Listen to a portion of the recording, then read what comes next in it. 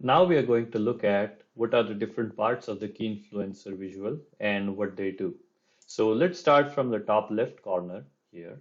If you see in the top left corner, we see two different things. One is the key influencer visual with an underline below it, and the other one is the top segments. The one that is highlighted with the blue line is the one that we are seeing. So right now we are seeing the key influencer visual. If I click on the top segments, it will show me a different part of the visual. So let's start with the key influencer. If you see right below the key influencer visual, it says what influences sales to, and then there is a drop down list. If I click on the drop down list, it gives me two options, increase or decrease. Now it's showing me increase or decrease. That is based on whether the metric that I'm analyzing, whether it is a continuous column or a categorical column. A continuous column is the one that has numbers in it, like a temperature or sales or profit that has number, has a decimal to it.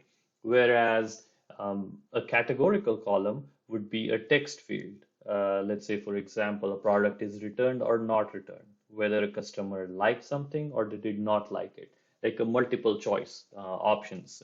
It could be two, it could be like a multi-classification problem, it could be a number of different things.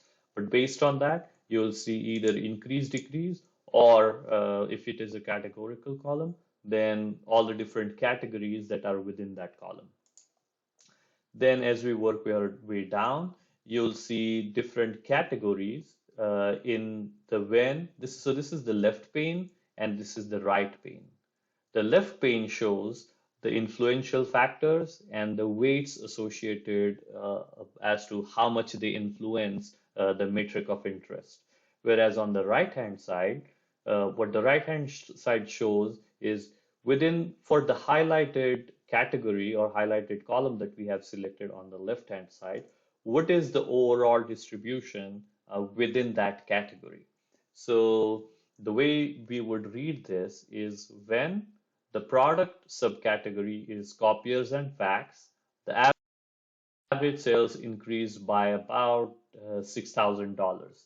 And since I have highlighted or I have selected product subcategory here on the left-hand side, it's giving me the distribution for the product subcategory based on the count and the percentage. Now, it's important to keep in mind that the influential factors are shown on the left-hand side, and their influence, the weight associated with it, is shown here on the left-hand side. The weight or this how much it influences has nothing to do with the right side pane over here. So if you hover over it, if you click on it, it says when product subcategory is copier and fax, the average sales is 6,000, around 6,000 units higher compared to overall product subcategory. And if you see on the right hand side, if you hover over it, it gives you a tooltip showing for that subcategory what is the average sales and what's the count of orders, 98. The next one is office machines. The one after that is chairs and chair mats. Notice here in the tooltip, it doesn't say anything about how much effect it has on the metric of interest. Also, it is interesting to see that on the right hand side, the the number one category here is product subcategory is the copier and fax. And look at the count over here. So the count is only 98. If I go to the next category, it is 376. So even though the first category, copier and fax, has fewer orders, it is still an influential factor. So what this is showing us is that this is taking the overall effect into account on the average sales and its and then its count. The red line over here is showing average exclusion selected. So when the copier and fax is not selected, so excluding that, what is the overall effect? So it's 888. So the way you would read this is the overall effect is 6,000 units increase, whereas if you exclude that, the rest of it is about 900 units of sales.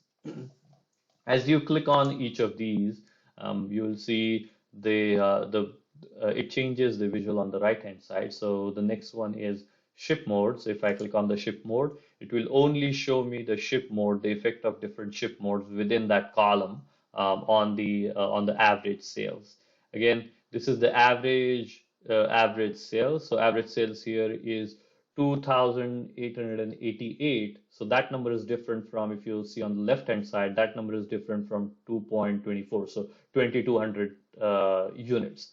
So again, don't confuse what's the weight that's shown on the left hand side with the weight that's what's all shown on the right hand side. This is this calculates the effect that particular category has on increasing or decreasing the metric, whereas this showing just the summarization of it. On the top right hand top, if we go to the top here and click on the top segments, it shows us another different type of a visual. And when I click on it showing the three bubbles, and the size of the bubble indicates how many units or what's the population count. Basically, it's basically the count. And the higher it is on the y-axis, the y-axis is not shown, the higher it is, the higher the effect is, based on the summarization that we are taking into account, the higher the effect is for that category, for the category or within that segment. So if I click on this 3,000 over here, you'll see in this segment, when the product container is jumbo drum and the shipping mode is delivery truck, we tend to have higher sales compared to the rest of the population, compared to the rest of the data that we have. So when the product container is jumbo drum and the shipping mode is delivery truck, the average sales is $3,000, whereas the overall is about 950. So this gives you, this is a good data mining, a pattern that is showing you by data mining that what is the segment within your data that is different from your overall average. As you click on different bubbles here at the top, you'll see different patterns. So the first one was jumbo drum and delivery truck. If I click on the next one, it is not jumbo drum and delivery truck. And the third one is showing us what's the lowest of the three. And in this case, it's the technology, small box, not a computer peripheral, and not a delivery truck. And the effect of that is we have the lowest sales in that category and compared to the overall. So that's what it's showing us. Again, at the top, you can click on this and then you can see what's the effect. If it is low, and it will give you a different segment based on that. If you want to look at just the bubble chart that I showed earlier, you can click on this X and it will just go back to what is. Again, if you look at the X-axis here and then notice the average sales and the population in count. The size of the bubble indicates how many row count basically it has in that segment. So segment 5 has 1,262 rows in it. So it's why the size is larger, but it has when the sales column is low, so we're looking at the low. So the lower it is, the better for us when we are analyzing this. So it has 562, whereas the first one, it has 1,232. So about the size is about the same, but the average sales in this case is only 100. If I go back here, and then if you click on, if you look at, this is we're looking at a numerical column. So I am looking at increase or decrease in the sales, which is a numerical column. If I drag status, which is whether the product was returned or not returned, and you will see that we are interested in what leads to product being returned. And when you click on that, you'll see two categories. Now we don't see increase or decrease. Rather, we see returned or not returned. If you had returned, not returned, and maybe NA, and we do not know, or any other categories that you might have within that column, you'll see all of those options over here.